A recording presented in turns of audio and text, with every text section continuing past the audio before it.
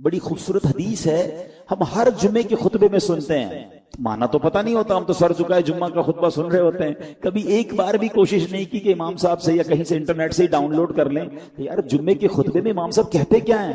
ہم تو ٹائم دیکھ رہے ہوتے ہیں بس کب خطبہ ختم ہو، کب 2 فرض ختم ہو اور کب نکلیں۔ ارے یہ شاندار پیغامات ہوتے ہیں جمعے کے خطبے میں۔ وہ حدیث کیا ہے؟ البر لا یبلا، سنیے نا، آپ کو یاد آئے گا کہ جمعے کے خطبے میں سنتے ہیں البر لا یبلا والذنب لا ينسى والدیان لا يموت، اعمل ما شئت کما تدین تدان۔ یہ ایک ایک لفظ جو ہے نا اتنا کمال کا ہے، اتنا وزن رکھتا ہے، جھنجھوڑ کے رکھتا ہے انسان کو۔ مطلب کیا ہے؟ البر لا یبلا، سن لو نیکی کبھی پرانی نہیں ہوتی، والذنب لا ينسى، گناہ بھلایا نہیں جاتا۔ میں اور آپ بھول گئے، گناہ کر کر کے بھول گئے۔ ہم تو اتنے عجیب لوگ ہیں، ہمیں نیکیاں یاد ہیں۔ ہمارے بزرگان دین فرماتے نیکیاں کر کے بھول جاؤ، گناہ کر کے یاد رکھو، تاکہ گناہ یاد ہوں گے تو توبہ کرو گے نا۔ ہم میں سے کسی کو گناہ یاد ہی نہیں، ہم کو تو لگتا ہے ہم سے بڑا نیکی کوئی نہیں، پورے رمضان میں روزے رکھے، تراویح پڑھی، ختم قرآن، سیدھی جنت کی ٹکٹ ہی مل گئی ہم کو تو۔ او بھائی، جو وہ گناہوں کے رجسٹر بھرے ہوئے، جو حرام بولنا، حرام دیکھنا، حرام کھانا، پتہ نہیں کیا کیا اللہ کے ناراضی والے کام کیے، وہ کدھر گئے؟ وہ یاد بھی نہیں رہتے کہ شرمندگی آئے۔ تھوڑی سی نیکی کرتے اور سیلف سیٹسفیکیشن شروع ہو جاتی ہے کہ ماشاءاللہ کتنی نیکیاں کرنے۔ ارے جو تمہارا گناہوں کا رجسٹر بھرا ہوا وہ کدھر گیا؟ ہم تو ملتے ہیں نا لوگوں سے، تو اتنا عجیب حال ہے لوگوں کا، ملیں تھوڑی دیر 5-10 منٹ کی ملاقات ہو تو جو صاحب ہوں گے وہ کہیں گے الحمدللہ اللہ نے بڑا کرم کیا ہے، میں رجب شعبان رمضان کے بھی روزے رکھتا ہوں، اللہ نے بڑا کرم کیا ہے، 2005 سے ہر سال عمرے پہ جاتے ہیں، اتنے حج بھی کیے ہیں، وہ مسجد بنی ہمارے علاقے میں اس کی چھت بھی ہم نے ڈلوائی ہے، تو یہ بھی میرے گھر کے باہر بھی میں اپنے ملازمین کو کھانا بھی کھلاتا ہوں۔ 5-10 منٹ میں 15 سال کی نیکیاں گنوا دی۔ اچھا ڈر لگتا ہے، ورنہ کبھی کبھی تو جی چاہتا ہے پوچھ لوں کہ حضرت کل جو جھوٹ بولا تھا وہ یاد ہے؟ 15 سال پرانا حج یاد ہے؟ آج صبح بد نگاہی کی تھی وہ یاد ہے؟ تھوڑی دیر پہلے موبائل اٹھایا تھا اور اس موبائل سے آپ نے گناہ کما لیا، وہ یاد ہے آپ کو؟ ذرا سوچیں شیطان نے کس طرح جکڑا ہوا ہمیں کہ ہمیں نیکیاں یاد رکھوا رہا ہے۔ Nobody remember the sins، حالانکہ گناہ یاد رکھنے، اور ہم بھول بھی گئے نا۔ حدیث پاک ہے وَالذَّنبُ لَا يُنسَى، ادھر گناہ نہیں بھلایا جائے گا، وہاں لکھا گیا۔ اور پھر آگے کیا فرمایا؟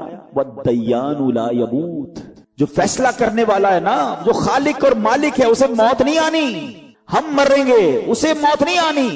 اور جو اگلا جملہ ہے اللہ اکبر، اعمل ما شئت کما تدین تدان، کر لے جو کرنا ہے، جیسی کرے گا ویسی بھرے گا۔ ہم سوچتے ہیں کبھی کہ ہم کر کیا رہے ہیں؟ ہم سب کی تمنا ہے، سب چاہتے ہیں جنت میں جائیں، ایسا ہی ہے نا، اللہ ہمیں جنت عطا فرمائے، مگر کام جنت والے ہیں، سب جنت جانا چاہتے ہیں، روڈ کون سا بنایا ہوا ہے؟ یہ سوچنے والی بات ہے۔ کوئی بندہ سیب کا بیج بوئے اور دعا کرتا رہے یا اللہ آم نکل آئے، لوگ کیا کہیں گے؟ بھائی جو بو گے وہی نکلنا ہے، ہم بو کیا رہے ہیں؟ الحمدللہ عز و جل، جمعہ کا دن ہے، اللہ کی رحمت سے ہم ایک بار پھر جامع مسجد فیضان غوث اعظم میں شام موجود ہیں۔ اللہ کریم ہم سب کا جمع ہونا اپنی بارگاہ میں قبول فرمائے اور آج کے دن کی برکتیں ہم سب کو نصیب فرمائے۔ درود پاک پڑھنے کے بے شمار فضائل و برکات ہیں۔ کعبے کے بدر الدجا، طیبہ کے شمس الضحیٰ صلی اللہ تعالی علیہ وسلم کا فرمان عالی شان ہے، کل کلام لا یذکر اللہ تعالی فیہ فیبدأ بہ وبالصلاة علی فہو اقطع ممحوق من کل برکہ۔ میرے آقا فرماتے ہیں ہر وہ بات جو اللہ پاک کے ذکر اور مجھ پر درود پاک بھیجے بغیر شروع کی گئی وہ ہر برکت سے محروم و خالی ہے۔ ہمیں کوشش کرنی چاہیے جب بھی کوئی بات کرنے لگیں، کہیں کوئی آپ کی کوئی میٹنگ ہے، اللہ کا کچھ ذکر کر لیں، کچھ درود پاک پڑھ لیں۔ آپ کہیں نیکی کا کام شروع کر رہے ہیں، اللہ اور اس کے رسول کے ذکر سے اس کو شروع کریں، اللہ پاک اس کام میں برکت ڈال دے گا۔ آسان طریقہ کیا ہے؟ ہر نیک اور جائز کام سے پہلے بسم اللہ الرحمن الرحیم پڑھیں، اللہ کا ذکر بھی ہو گیا، ساتھ درود پاک پڑھ لیں، الصلاۃ والسلام علیک یا رسول اللہ۔ اب بسم اللہ شریف اور درود پڑھنے میں دیر کتنی لگی؟ میرا خیال ہے 10 سیکنڈ بھی نہیں لگے، مگر اب اس کام میں برکت آ جائے گی۔ گھر سے نکل رہے ہیں تو اللہ کا ذکر کرتے ہوئے نکلیں، درود پاک پڑھتے ہوئے نکلیں، کاروبار پر جا رہے ہیں درود پاک پڑھتے ہوئے جائیں، اللہ کا ذکر کرتے ہوئے جائیں، تو ذکر و درود آپ کی زبان پر اگر جاری ہوگا تو نبی پاک نے کیا فرمایا؟ کہ اگر یہ نہیں کریں گے تو وہ ہر برکت سے محروم و خالی ہوگی. چاہتے ہیں کہ برکتیں آئیں، رحمتیں آئیں، اللہ رسول کا ذکر جو ہے وہ اپنی زبان پر جاری کر دیں. میرے حضور کے صدقے کلام پاک میں بھی خدا نے بھیجی ہے آیت درود پاک پڑھو. دیا ہے حکم خدا نے یہ اپنے بندوں کو، پڑھو نبی پہ بکثرت درود پاک پڑھو. سب اولیاء و مشائخ تمام غوث و قطب یہ کر گئے ہیں نصیحت، درود پاک پڑھو. ایک بار محبت کے ساتھ درود پاک پڑھ لیں. صلو علی الحبیب صلی اللہ تعالی علی محمد صلی اللہ علیہ وسلم.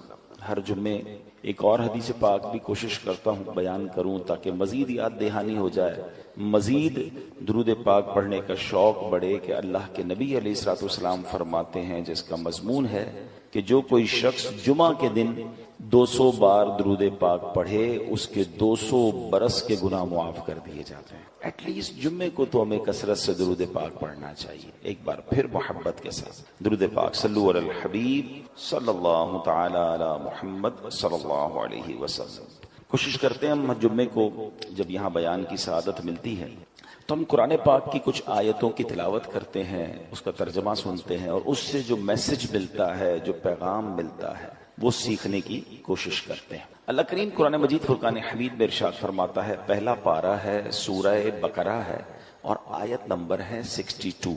ارشاد ہوتا ہے بسم اللہ الرحمن الرحیم، ان الذین آمنوا والذین ہادوا والنصارى والصابئین من آمن باللہ واليوم الآخر وعمل صالحا فلهم أجرهم عند ربهم ولا خوف عليهم ولا هم يحزنون.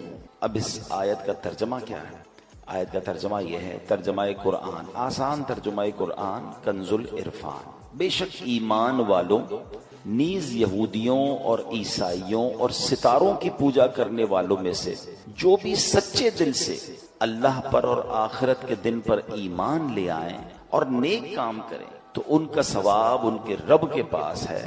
ان پر نہ کوئی خوف ہوگا اور نہ وہ غمگین ہوں گے. اب یہ بڑا خوبصورت یوں سمجھیے ایک سینیریو تھا، ایک زبردست یوں سمجھیے اس کے پیچھے پس منظر ہے. واقعہ ہے ایک ایسے صحابی کا جو تمام صحابہ میں سب سے لمبی عمر جن کو ملی، اور وہ صحابی ہیں حضرت سلمان فارسی رضی اللہ عنہ. یاد یہ سب باتیں ہمیں پتہ ہونی چاہیے. 250 سال کے قریب آپ کی عمر تھی، اور آپ نے جس طرح اللہ کے نبی کو تلاش کیا ہے نا، جس طرح ایمان ان کو ملا، جس طرح نبی پاک کا ساتھ ملا، جس طرح وہ پیارے آقا کے پاس پہنچے، یہ لمبی داستان ہے. اور یقین کریں سیدنا سلمان فارسی کی جب بھی آپ داستان پڑھتے ہیں سنتے ہیں تو ایمان ہونا دل میں، تو 2 باتوں کی اہمیت بڑھنی چاہیے. ایک تو ان سے پیار ہو جاتا ہے کہ کتنی اسٹرگل، کتنی محنت، اتنے سال لگا دیے نبی پاک کو تلاش کرنے میں. دوسرے نمبر پر ایمان کی اہمیت ہے کہ ایمان کی تلاش میں انہوں نے کدھر کدھر سفر کیا. آپ کو پتہ ہے حضرت سلمان فارسی انہوں نے اپنے آپ کو غلام بنا کر بیچ دیا. کبھی انشاءاللہ موقع ملا تو میں تفصیلی واقعہ بیان کروں گا. میں مختصر بیان کر دیتا ہوں کہ ہوا یہ تھا کہ سیدنا سلمان فارسی رضی اللہ عنہ نے بڑی لمبی عمر پائی اور آپ نے سال ہر سال حق کی تلاش کے لیے سفر کیا. اس زمانے میں نبی پاک دنیا میں تشریف نہیں لائے تھے تو ان کو یہ بت پرستی اور کفر پسند نہیں تھا. یہ حق کی تلاش میں جاتے تو وہاں اس زمانے میں بھی کچھ لوگ تھے جو ایمان والے تھے. راہب جس کو کہتے تھے، جو بتوں کی پوجا نہیں کرتے تھے، باطل خداؤں کی عبادت نہیں کرتے تھے، کیونکہ اس زمانے میں تو عجیب معاملہ تھا نا. کوئی آگ کی پوجا کرتا تھا، کوئی ستاروں کی عبادت کرتا تھا، کوئی بتوں کی پوجا کرتا تھا. تو یہ اللہ وحدہ لا شریک کے ماننے والے تھے. تو یہ راہب ہوتے تھے جو تمام لوگوں سے دور ہو کر عبادت کرتے تھے. یہ ان کے پاس چلے جاتے، ان کے پاس بیٹھتے. جب اس کے انتقال کا وقت قریب آتا کہتے اب بتاؤ کس کے پاس جاؤں. وہ کسی اور راہب کے پاس بھیج دیتے. ان کے انتقال کا وقت آتا وہ کسی اور راہب کے پاس بھیج دیتے. اب آخری جو راہب تھا نا، جب اس کے انتقال کا وقت آیا تو آپ نے کہا اب میں کدھر جاؤں. تو اس راہب نے کہا کہ اب میں دنیا میں کسی اور کو تو نہیں پاتا، ہاں اب آخری نبی کے مبعوث ہونے کا وقت ہونے والا ہے. تم ایسا کرو کہ ان کے پاس جاؤ اور ان پر ایمان لانا، ان کی خدمت میں چلے جانا. کچھ نشانیاں بتائی گئی کہ وہ کہاں ہوں گے. تو پتہ چلا وہ مدینہ منورہ میں ہجرت کر کے آئیں گے. پیسے تھے نہیں مدینے جانے کے لیے, تو انہوں نے کیا کیا, سفر کرتے کرتے کرتے پتہ چلا کہ ایک قافلہ مدینے جا رہا ہے. قافلے والوں کو کہا مجھے مدینے لے جاؤ. کہا پیسے نہیں ہیں, ایسا کرو مجھے غلام بنا لو, میں تمہاری خدمت کرتا رہوں گا, مجھے اس بستی میں لے جاؤ. اپنے آپ کو بیچ دیا اور مدینے پہنچے. پھر بہت وہاں پر باغ میں کھجوریں اٹھاتے تھے اور محنت کرتے تھے, پانی کے ڈول اٹھاتے تھے. آپ کی کمر میں یوں سمجھے کہ بڑی تکلیفیں اٹھائیں, اور آخر کار جناب رسول اللہ صلی اللہ تعالی علیہ وسلم کے پاس پہنچ گئے.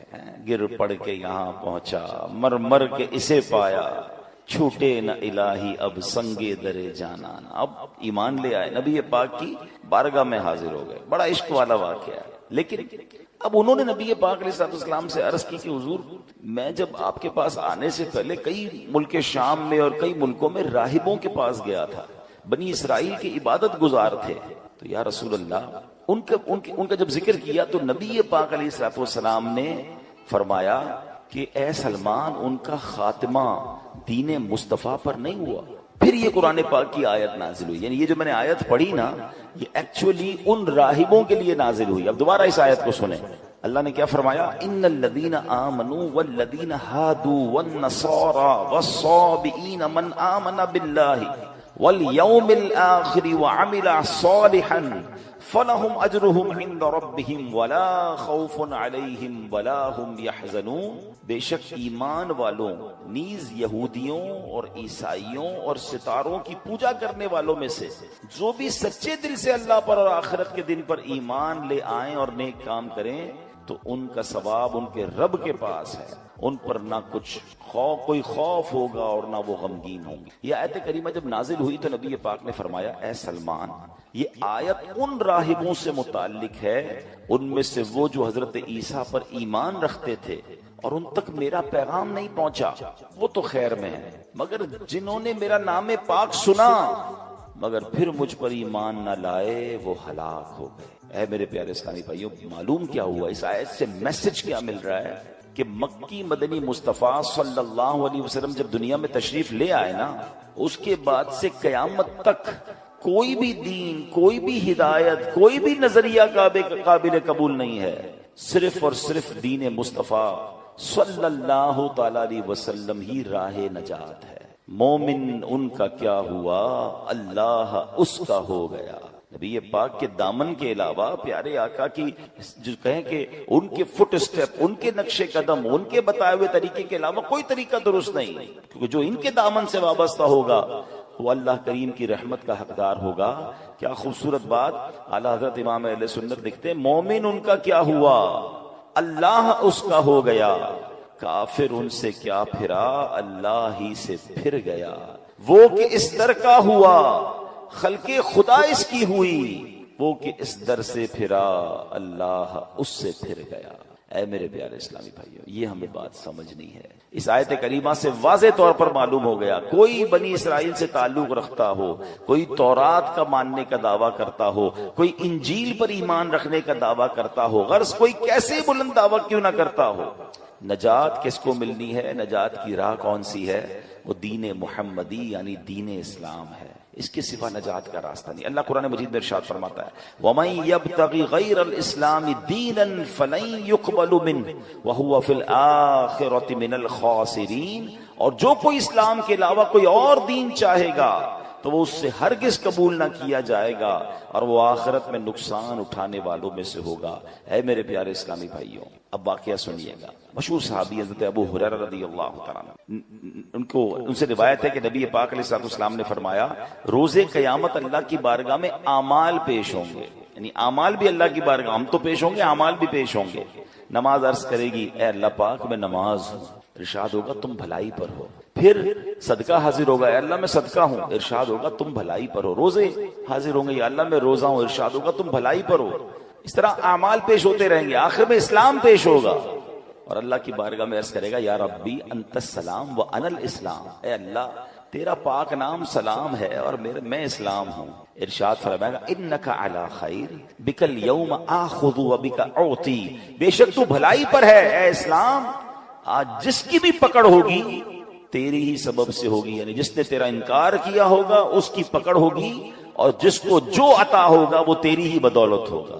اس کا مطلب جس نے اسلام تھاما ہوگا وہ بخشا جائے گا، اور جو اسلام کا انکاری ہوگا وہ قیامت کے دن مارا جائے گا، پکڑا جائے گا. میرا یہ بیان چونکہ پوری دنیا میں سنا جاتا ہے، ابھی بھی سن رہے ہوتے ہیں، بعد میں بھی لوگ سنتے ہیں. اگر میرا کوئی ایسا ویور ہے جو مسلمان نہیں ہے، جو اللہ کو، اس کے حبیب علیہ الصلوۃ والسلام کو ماننے والا نہیں ہے، آج قرآن کی آیتوں کے ذریعے میں آپ سے عرض کر رہا ہوں، ایک ہی دین جو اللہ کی بارگاہ میں مقبول ہے، نبی پاک کے آنے کے بعد اب کوئی راہ نجات نہیں ہے.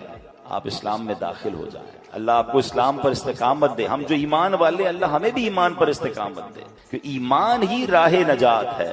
اب ذرا سنیے گا، کچھ لوگ آج بھی، اب اصل پرابلم یہ کہ علم تو ہے نہیں، سب دیکھنا ہے، سب پڑھنا ہے، سب کی جناب اندر جانا ہے، یہ ہمارا کام نہیں ہے. حضرت موسیٰ علیہ السلام پر کون سی کتاب نازل ہوئی تھی؟ تورات شریف. ٹھیک ہے، کس کی بات کر رہا ہوں؟ حضرت فاروق اعظم، حضرت عمر فاروق. کیسی ہستی ہیں جن کے بارے میں نبی پاک فرماتے میرے بعد اگر کوئی نبی ہوتا تو عمر ہوتا. ان کا واقعہ سنیے. ایک بار نبی پاک کا دربار تھا، حضرت عمر آئے، ہاتھ میں تورات شریف تھی. حضرت عمر نے نبی پاک کے پاس بیٹھ کر تورات پڑھنا شروع کر دی. توجہ پیارے آقا علیہ السلام کی طرف نہیں گئی، بلکہ تورات پڑھنا شروع. جیسے جیسے آپ تورات پڑھتے جاتے تھے نا، میرے آقا کے چہرے کا رنگ بدلتا گیا. جلال شریف، نبی پاک کے چہرے پر جلال کی وجہ سے رنگ بدلتا گیا. حضرت ابوبکر صدیق نے حضرت عمر کو روکا، اے عمر، نبی پاک کا چہرہ تو دیکھو، پیارے آقا کے چہرے کو تو دیکھو. حضرت عمر نے جیسے نبی پاک کے چہرے کی طرف دیکھا تو جلال کی کیفیت، فوراً تورات شریف بند کیا، نبی پاک سے معافی کے طلبگار ہوئے. اب سنو اللہ کے حبیب علیہ السلام نے کیا فرمایا. فرمایا اس ذات کی قسم جس کے قبضہ قدرت میں میری جان ہے، اگر حضرت موسیٰ بھی خود ظاہری زندگی کے ساتھ دوبارہ دنیا میں تشریف لے آئیں، تم مجھے چھوڑ کر ان کی پیروی کرو گے تو سیدھے راستے سے بھٹک جاؤ گے. اگر اب حضرت موسیٰ ظاہری زندگی کے طور پر واپس آ جائیں تو وہ بھی ضرور میری ہی پیروی اختیار کریں گے. یہ کیسا پیغام ہے، یہ کیسا میسج تھا. اللہ اکبر، کیا خوبصورت بات. اعلیٰ حضرت لکھتے ہیں نا، خلق سے اولیاء، اولیاء سے رسول، اور رسولوں سے اعلیٰ ہمارا نبی. ملک کونین میں انبیاء تاجدار، تاجداروں کا آقا ہمارا نبی. اب اس واقعے سے مجھے اور آپ کو کیا سیکھنا ہے؟ تورات شریف تو آسمانی کتاب ہے نا، ایک عرصے تک تو معیار ہدایت یہی کتاب رہی، صدیوں تک اس پر عمل کرنے والے نجات پاتے رہے. وہ بلند شان والی کتاب ہے جس پر عمل کر کے اونچے مقامات لوگ پایا کرتے تھے، جس پر عمل کی برکت سے بنی اسرائیل فتح پاتے تھے، اللہ پاک کی رحمتوں کے حقدار بنتے تھے. تو جس تورات کو پڑھنا بھی ثواب تھا، جس کو دیکھنا بھی ثواب تھا. مگر جب نبی پاک تشریف لے آئے، محبوب ذیشان صلی اللہ تعالی علیہ وسلم تشریف لے آئے، پھر کیا ہوا؟ آپ نے اعلان نبوت فرما دیا. اب تورات راہ نجات نہ رہی، اس پر عمل منسوخ ہو گیا. اب غور کریں، جب پچھلی آسمانی کتابوں کے بارے میں یہ اصول ہے، یہ حکم ہے، تو اب جو نئے نئے فتنے اٹھ رہے ہیں، نئے نئے طریقے ایجاد ہو رہے ہیں، نئے نئے فارمولے لوگ لے کر آ رہے ہیں، ذرا غور کیجئے وہ کیسے راہ نجات ہو سکتے ہیں، وہ کیسے ہدایت کے راستے ہو سکتے ہیں. آج لوگ کہتے ہیں میں سب کو سنتا ہوں، میں ذرا غیر مسلموں کے بھی کلپس دیکھ لیتا ہوں، میں ذرا بد مذہبوں کی باتیں بھی سنتا ہوں، میں ان کے دلائل بھی پڑھتا ہوں. اپنا قرآن پڑھا نہیں ہے، اپنے دین کے بارے میں کچھ پتا نہیں ہے، اور ان لوگوں کی باتیں سننی ہے. مجھے بتاؤ ہم سے کتنا زیادہ حضرت عمر کا علم ہوگا. حضرت عمر کو تورات پڑھنے سے نبی پاک نے روک دیا، جو کہ آسمانی کتاب ہے. اور ہم جناب جن کے پاس علم نام کی کوئی چیز نہیں، اپنے دین کے بارے میں مضبوطی نہیں، اور غیر مسلموں کی باتیں سنیں گے، بد مذہبوں کی باتیں. کوئی بات دل میں بیٹھ گئی تو ایک بات یاد رکھیے گا، یہ ضرور اللہ کا مجھ پر اور آپ پر احسان ہے کہ ہمیں بن مانگے ایمان دیا ہے. ہم نے اسٹرگل نہیں کی. حضرت سلمان فارسی کو دیکھو یار، میں نے آپ کو بہت شارٹ میں واقعہ سنا، میں واقعہ پورا سناؤں رونے لگ جاؤ گے، کہ اس اللہ کے بندے نے ایمان حاصل کرنے کے لیے، نبی پاک کو تلاش کرنے کے لیے کیا کیا کیا، اپنا آپ بیچ دیا. میں نے اور آپ نے کیا کیا؟ ہم تو پیدا ہی مسلمان گھرانے میں ہوئے، بغیر مانگے. اللہ نے کتنی بڑی مہربانی کی. پیدا ہوتے ہی سب سے پہلی آواز کیا سنی ہمارے کانوں نے؟ اللہ اکبر، اللہ اکبر. میرے ماں باپ مسلمان، میرے گھر میں اسلام. اللہ، کبھی سوچو اگر میں اور آپ کسی اور غیر مسلم خاندان میں پیدا ہو جاتے تو کدھر جاتے؟ کیا نہیں ہو سکتے تھے؟ کیا آج دنیا میں عیسائیوں کے بچے پیدا نہیں ہوتے؟ غیر مسلموں کے گھر میں بچے پیدا نہیں ہوتے. مجھے کیوں مسلمان گھرانے میں اللہ نے پیدا کیا بن مانگے؟ یہ کتنا بڑا اللہ کا احسان ہے. اچھا پھر ایک اور احسان، چلیں ایمان والا بنایا، اللہ کی بڑی مہربانی ہے، اللہ تیرا شکر، مگر مجھے حضرت موسیٰ کا امتی بھی تو بنا سکتا تھا، حضرت عیسیٰ کا امتی بھی تو بنا سکتا تھا. اس زمانے میں بھی تو لوگ پیدا ہوئے تھے. یہ میں آخری نبی علیہ الصلوۃ والسلام کی امت میں پیدا ہو گیا. یہ کتنی بڑی مہربانی ہے. میں خدا کی قسم صحیح بتاؤں نا، صرف میں اور آپ ساری زندگی اسی بات کا شکر ادا کرتے جائیں تو زندگی ختم ہو جائے، شکر ادا نہیں ہو سکتا. کتنا بڑا مجھ پر احسان کر دیا. میری خوش قسمتی میں تیرا امتی، امتی تیری قسمت پہ لاکھوں سلام. یہ اللہ نے ہم پر مہربانی کی نا. لیکن اب ایک بات آپ سمجھ جائیے، ایمان والے تو بن گئے، مسلمان گھرانے میں پیدا تو ہو گئے، but we have no guarantee کہ ہم مسلمان ہی مریں گے. ہاں، ایمان بندہ قبول بھی کر سکتا ہے، اور بدقسمتی سے بدبختی غالب آ جائے تو اس کا ایمان اس سے چھن بھی سکتا ہے. ایمان کی فکر کرنی ہے، ایمان کی حفاظت کی دعائیں کرنی ہے.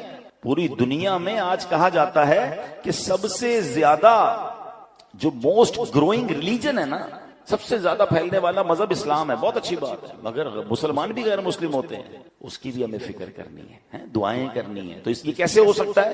جب آپ سب کی سنیں گے، آپ غیر مسلموں کو بھی سنیں گے، آپ بد مذہبوں کو بھی سنیں گے، آپ ان سے دوستیاں لگائیں گے، کیا پتا ان کی کون سی بات. اب تو سنا ہے، پتہ نہیں، میں مذہبوں کے نام نہیں لیتا، مگر مختلف تہواروں میں مسلمانوں کے بچے جا رہے ہیں، آپس میں تحفے دیے جاتے ہیں. بھئی تحفہ کیوں آیا؟ تو فلاں مذہب والوں کی عید ہے، فلاں مذہب والوں کا تہوار ہے. ہم مسلمان کلمہ پڑھنے والے، جو بندہ میرے رب کو نہ مانے، میرے نبی کو نہ مانے، میں ان کے تہواروں میں کیسے شرکت کر سکتا ہوں؟ اپنے ایمان کو مضبوط رکھو، ورنہ یہی ایمان کے ضائع ہونے کا سبب ہے. میں آخر میں بتاؤں گا، علماء نے کچھ اسباب بھی لکھے ہیں جس کی وجہ سے ایمان ضائع ہو سکتا ہے. مگر ایمان کتنی بڑی نعمت ہے، اللہ اکبر. ایک بزرگ ہیں حضرت ابراہیم آجری رحمت اللہ تعالی. ایک دن آپ تندور جلا رہے تھے، اتنے میں بنی اسرائیل سے تعلق رکھنے والا ایک غیر مسلم وہاں آ گیا.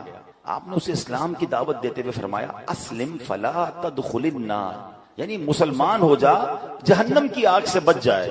دعوت دینے کا انداز دیکھیں. میں نے بھی ابھی تھوڑی دیر پہلے دعوت دی تھی، دوبارہ دعوت دیتا ہوں، اسی الفاظ کے ساتھ دعوت دیتا ہوں. بھائیوں جو غیر مسلم ہیں، مجھے لائیو سن رہے ہیں یا بعد میں ویڈیو میں سنیں، آ جاؤ، ایمان لے آؤ، انشاءاللہ جہنم کی آگ سے بچ جاؤ گے. وہ غیر مسلم کیا کہتا ہے کہ جہنم کی آگ کے معاملے میں تو آپ اور میں برابر ہیں، کیونکہ اس نے کچھ قرآن پڑھا ہوا تھا. قرآن کی ایک آیت ہے، اس نے کہا کہ آپ ہی کی کتاب قرآن پاک میں ہے، وَإِن مِّنكُمْ إِلَّا وَارِدُوهَا. اللہ قرآن میں فرماتا ہے تم میں سے ہر ایک دوزخ پر سے گزرنے والا ہے. تو پتہ چلا جہنم میں تو آپ بھی جائیں گے، میں بھی جاؤں گا، ہم دونوں ہی برابر ہیں. آپ کہتے ہو جہنم سے بچ جاؤ گے. اچھا، اب یہ آیت کس چیز کے لیے ہے؟ اس آیت کا مطلب یہ ہے کہ پل صراط ہے نا، وہ تلوار سے زیادہ تیز ہے، بال سے زیادہ باریک ہے، اور وہ جہنم کے اوپر بنا ہوا ہے. ہر بندہ گزرے گا، مسلمان بھی گزرے گا، غیر مسلم بھی گزرے گا. انشاءاللہ ایمان والا خیر سے گزر جائے گا، کافر کٹ کے جہنم میں گر جائے گا. فرق یہ ہے، گزرنا تو ہے. اب ان بزرگ نے جب یہ آیت سنی نا، اللہ والے تھے، ایمان والے تھے، انہوں نے کہا اچھا ایسا کرو، ذرا اپنی چادر دو. اس کی چادر لی اور اپنی چادر اتاری، دونوں چادر لپیٹی. گھر میں ایک تندور تھا، آگ جل رہی تھی، آپ نے وہ چادر اس میں دونوں ڈال دی. تھوڑی دیر بعد خود تندور کے اندر اترے اور چادر باہر نکالی. دونوں چادریں لپٹی ہوئی تھیں. غیر مسلم کی چادر جل کر راکھ ہو گئی، ان کی چادر ویسی سلامت. خود تندور میں اترے، واپس آئے، آگ نے اثر نہیں کیا. کہ یہ فرق ہے، آگ میں غیر ایمان مسلمان بھی جائے گا، ایمان والا بھی جائے گا. انشاءاللہ جہنم کی آگ ایمان والے کو کچھ نہیں کہے گی. یہ دیکھنا تھا، وہ غیر مسلم کلمہ پڑھ کر مسلمان ہو گیا. تو یہ فرق ہے. ایمان ہوا، انشاءاللہ ایمان سلامت لے کر جانا ہے نا. اچھا، یہی بات اللہ نے قرآن میں فرمائی. Try to understand. جب ہم اس طرح کی باتیں کرتے ہیں نا، تو لوگ کہتے ہیں یار یہ پتہ نہیں کیسے کہہ رہے ہیں ایمان جا سکتا ہے، اللہ نے مسلمان بنا دیا، اب تو گارنٹی ایمان والے ہو گئے. نہیں، اللہ کے نبی کی دعائیں، پیارے آقا دعا کیا کرتے، یا مقلب القلوب ثبت قلبی علی دینک. کیا مطلب ہوا اس کا؟ دلوں کو پھیرنے والے، میرے دل کو اپنے دین پر ثابت قدمی عطا فرما. کون دعا کر رہا ہے؟ جس کے صدقے ایمان ملا ہے. پڑھتے ہو نا نعت میں شعر، تیرے صدقے میں آقا سارے جہاں کو دین ملا. وہ دعا کر رہے ہیں ہماری تربیت کے لیے کہ دل بدلتا ہے. اے اللہ دل سلامت رکھیو، ایمان لے کر جانا ہے۔ اچھا قرآن میں رب نے فرمایا نا، یا ایھا الذین آمنوا اتقوا اللہ حق تقاتہ ولا تموتن الا وانتم مسلمون۔ اے ایمان والو اللہ سے ڈرو جیسا ڈرنے کا حق ہے، اور نہیں مرنا مگر مسلمان، یعنی ایمان لے کر مرنا، کہیں غیر مسلم مت مر جانا۔ قرآن کا یہ پیغام بتا رہا ہے کہ ایمان والا بھی بے ایمان ہو سکتا ہے، ایمان والے کا بھی ایمان چھن سکتا ہے۔ تو اے میرے پیارے اسلامی بھائیوں، آج سمجھنا یہ ہے کہ اپنے ایمان کی حفاظت کرنی ہے۔ ایمان ہے تو سب کچھ ہے۔ نبی پاک کی راہ کے علاوہ، پیارے آقا کے طریقے کے علاوہ کوئی طریقہ نہیں جو راہ نجات ہو۔ ادھر ادھر لیفٹ رائٹ نہیں جانا ہے۔ اپنے ایمان پر، اپنے دین سے محبت بھی کریں۔ انفارچونیٹلی ایسا بھی ہو گیا، جو خاص طور پہ غیر مسلموں ملکوں میں رہتے ہیں، یہ ذرا بہت زیادہ ایلیٹ کلاس، ماڈرن طبقے میں جانا آنا ہے، ہمیں بھی پتا ہے، وہ ادھر جا کے اپنے آپ کو مسلمان کہتے ہوئے شرما رہے ہوتے ہیں، اپنے اسلامی طریقوں پر عمل کرتے ہوئے شرما رہے ہوتے ہیں۔ اچھا ادھر سے کوئی اٹیک ہو اسلام کے اوپر، اسلام کے طریقے پر، تو خود ہی ان کی باتوں میں ہاں میں ہاں ملا رہے ہوتے ہیں۔ ہاں جناب یہ کچھ بات مجھے بھی سمجھ نہیں آتی، تفے تم پر، اپنے ایمان، اپنے قرآنی حکم پر، نبی پاک کے طریقے پر آپ خود ڈگمگا رہے ہو۔ ارے دنیا کے کسی میدان میں جائیں، ڈنکے کی چوٹ پہ کہیں میں مسلمان ہوں، میں اپنے نبی کا امتی ہوں، اور جو قرآن و حدیث میں سب پر میرا ایمان ہے۔ یہ آدھا مسلمان کون سا ہوتا ہے؟ اسلام میں پورے داخل ہونا ہے، اور اس پہ فخر کرنا ہے، اس پہ شرمانا نہیں۔ اور یہ ایمان مضبوط ہونے کی دلیل ہے۔ وہی پرابلم ہے نا، صحبتیں ایسی ہیں، دوست ایسے ہیں، باتیں ایسی ہیں کہ سن کر ان سے پیار ہو جاتا ہے، اسلام سے نفرت ہو جاتی ہے۔ اسلام کے کچھ اب دیکھیں نا، بہت سارے لوگ نکلے کہتے ہیں پردے کی کوئی ضرورت نہیں ہے۔ عورت کو جناب کس نے کہا؟ بھائی قرآن نے کہا پردہ ہونا چاہیے، نبی پاک نے کہا پردہ ہونا چاہیے۔ لوگ کہہ رہے نہیں، عورت کی آزادی، میرا جسم میری مرضی۔ یہ کیا ہے؟ یہ آہستہ آہستہ، ہم نہیں کہتے عورتوں کے ساتھ ظلم۔ اسلام جتنا عورتوں کے حقوق بیان کرتا ہے، دنیا میں کون بیان کرتا ہے؟ ماں کے قدموں تلے جنت ہے۔ بہن کے حقوق بیان کیے، بیوی کے حقوق بیان کیے، بلکہ نبی پاک نے تو یہاں تک فرمایا تم میں بہترین وہ ہے جو اپنی گھر کی عورتوں کے ساتھ بہترین ہے۔ اس سے زیادہ کون سا مذہب عورتوں کے حقوق بیان کرتا ہے کہ ہمیں کہتے ہیں عورتوں کے ساتھ اچھے سلوک کرنا ہے، اسلام سکھاتا ہے۔ مگر یہاں یہ پرابلم نہیں ہے، یہاں ایکچولی آہستہ آہستہ اسلام دل سے نکالنا ہے، قرآن دل سے نکالنا ہے، حدیث۔ یہ ایک بات نہیں ہے، ایسی بہت ساری باتیں آئیں گی، آپ پڑھتے جائیں۔ یہ کچھ آتے ہیں دانشور کے نام پر جو ٹی وی پہ آئیں گے، سوشل میڈیا پہ آئیں گے، اور آپ کو سمجھائیں گے کہ قرآن کی یہ بات ٹھیک نہیں ہے، اس پہ عمل نہیں کرنا چاہیے، اس کا مطلب تو کچھ اور ہے، یہ پلاننگز ہیں۔ اور قرآن نے کیا کہا کہ اللہ اور اس کے رسول کے پر جو ایمان لائے گا، اللہ پر جو ایمان لائے گا وہی نجات پانا ہے، اس کے علاوہ نجات نہیں ہے۔ اے میرے پیارے اسلامی بھائیو، اگر ہمیں بچنا ہے جہنم کی آگ سے، ہمیں بچنا ہے آخرت کے عذاب سے، تو اپنے ایمان کی حفاظت کرنی ہے۔ ایک بار نبی پاک علیہ الصلوۃ والسلام، دیکھیں پیارے آقا کی کیا شان، اس زمانے میں نبی پاک نے سمجھایا، ایسا لگتا ہے یہ آج کے لیے کیسی پیاری بات ہے۔ پیارے آقا نے ایک سیدھی لکیر کھینچی، پھر ایک رائٹ سائڈ پہ لکیر کھینچی، اور پھر لیفٹ سائڈ پہ خط لکیریں بنائی، اور پھر درمیان والی لکیر پر ہاتھ رکھ کر کیا فرمایا؟ دائیں بائیں والی لکیروں پر فرمایا ہادہ سبل الشیطان، یہ شیطان کے راستے ہیں، اور درمیان والی لکیر پر فرمایا وَأَنَّ هَذِهِ صِرَاطِي مُسْتَقِيمًا فَاتَّبِعُوهُ، اور یہ کہ یہ میرا سیدھا راستہ ہے تو اس پر چلو۔ قرآن کی آیت تلاوت کر کے سمجھایا کہ سیدھا راستہ اللہ اور اس کے رسول کا راستہ ہے، دائیں بائیں یہ عجیب عجیب راستے آتے رہیں گے جس سے اپنا ایمان بچانا ہے۔ سیدی اعلیٰ حضرت نے تو بہت پہلے لکھا تھا، فرماتے ہیں جان دے دو وعدہ دیدار پر، نقد اپنا دام ہو ہی جائے گا، سائلوں دامن سخی کا تھام لو، کچھ نہ کچھ انعام ہو ہی جائے گا، مفلسوں ان کی گلی میں جا پڑو، باغ خلد اکرام ہو ہی جائے گا۔ اور فرمایا سونا جنگل رات اندھیری چھائی بدلی کالی ہے، سونے والو جاگتے رہیو چوروں کی رکھوالی ہے۔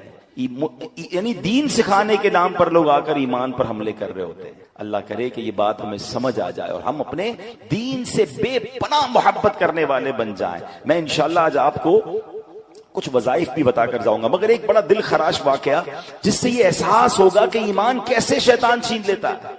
امام ابو محمد رحمت اللہ تعالی علیہ فرماتے 3 عبادت گزار لوگ تھے، زاہد تھے، حج پر گئے اور جاتے جاتے راستے میں غیر مسلموں کی بستی میں قیام کیا۔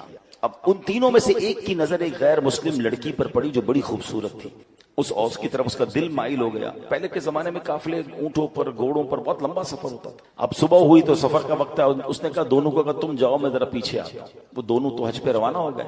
یہ بندہ اسی بستی میں رک گیا. اس عورت کی طرف اس کا دل آ گیا. عورت سے اس نے بات کی کہ میں تم سے شادی کرنا چاہتا ہوں. تو عورت نے کہا کہ میرے والد سے بات کرو. والد کے پاس گیا. والد نے کہا اس کا مہر دو. کہا مہر کیا ہے؟ کہا مہر بہت بھاری ہے. کہا بتائیے میں مہر دے دوں گا. کہ مہر یہ ہے کہ تم غیر مسلم ہو جاؤ, تم اسلام چھوڑ دو. اس بدبخت نے اس لڑکی کے عشق کے چکر میں اپنا دین چھوڑ دیا جو عبادت گزار تھا, حج کو جا رہا تھا.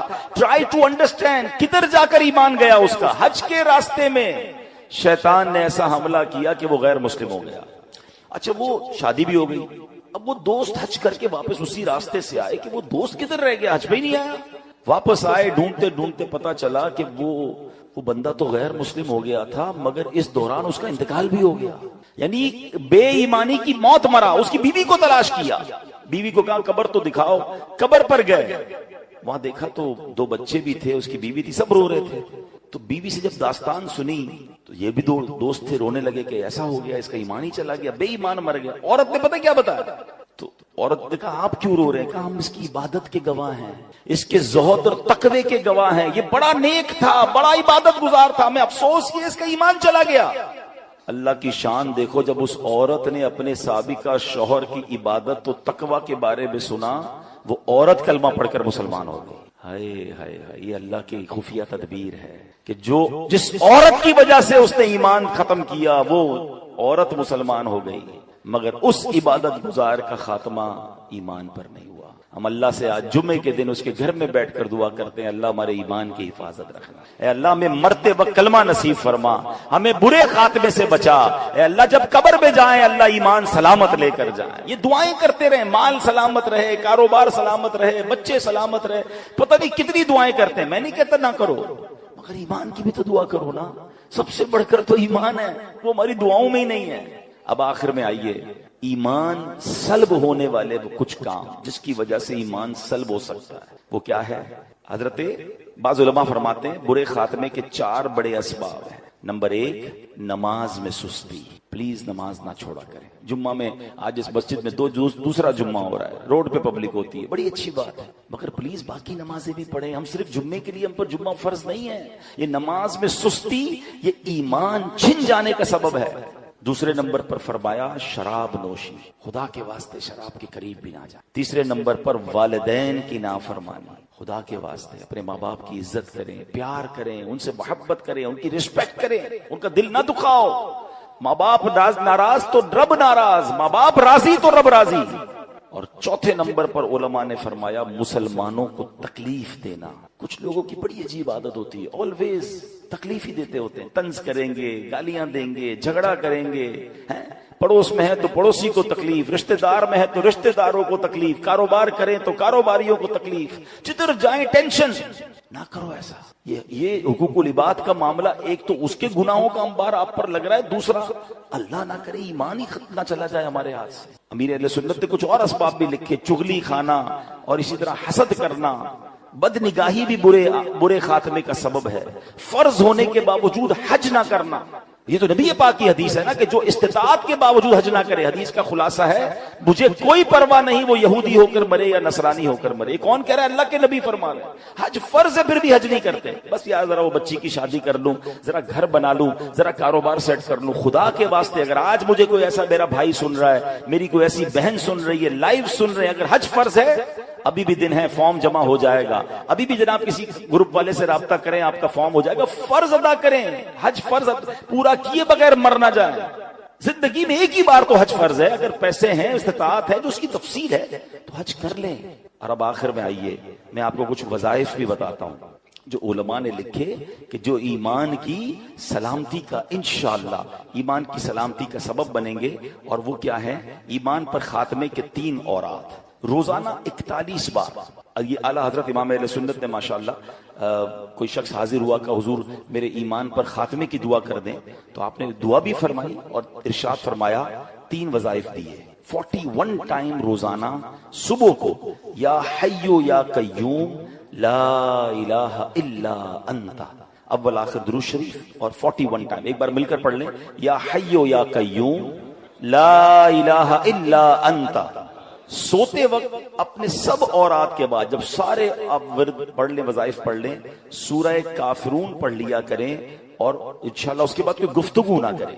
سورہ کافرون کی تلاوت کر لیں, انشاءاللہ اس کا خاتمہ ایمان پر ہوگا انشاءاللہ. اچھا, پھر 3 بار صبح و شام ایک اور دعا ہے جس کا ورد کرنا ہے. اللہم انا نعوذ بک من ان نشرک بک شیئا نعلمہ وَنَسْتَغْفِرُكَ لِمَا لَا نَعْلَمُ. انشاءاللہ یہ بھی پڑھیں گے تو اللہ نے چاہا ایمان پر خاتمہ ہوگا. اور بار بار کلمہ پاک پڑھتے رہا کریں. بڑا پرابلم ہے جناب, مرتے وقت سب کی تمنا ہے کہ اللہ مرتے وقت زبان پر کلمہ جاری ہو, مگر پورا مہینہ گزر جاتا ہے کلمہ نہیں پڑھتے. بھائی زبان کلمے کی عادی ہوگی تو مرتے وقت کلمہ نصیب ہوگا نا. تو میں بھی نیت کروں, آپ بھی نیت کریں, کم از کم روز کی ایک تسبیح لا الہ الا اللہ محمد الرسول اللہ. افضل الذکر کہا گیا, سب سے افضل ذکر نبی پاک نے بتایا کیا فرمایا, افضل الذکر لا الہ الا اللہ. تو پورا کلمہ پڑھتے رہا کریں. اللہ مجھے بھی عمل کی توفیق عطا فرمائے, آپ کو بھی نصیب فرمائے. الحمدللہ ہم نے پچھلے جمعے بھی اعلان کیا تھا کہ ماہ رمضان میں جو ہمارا یہ 3 بجے والا جمعہ ہے یہ انشاءاللہ 3:30 بجے ہوا کرے گا اور انشاءاللہ بیان 2:45 بجے شروع ہو جائے گا. آج میں تقریباً 2:17 پر بیان شروع کر دیا تھا. بہت تھوڑے اسلامی بھائی تھے, کوشش کیا کریں. اب آپ آتے ہیں تو کچھ نہ کچھ سیکھ کر جاتے ہیں نا, تو ٹائم پر آ جایا کریں. تھوڑی دیر پہلے آئیں گے, ایک تو جلدی آنے کا ثواب ملے گا اور انشاءاللہ مزید آپ بیان میں سیکھ کر جائیں گے. اللہ پاک ہمیں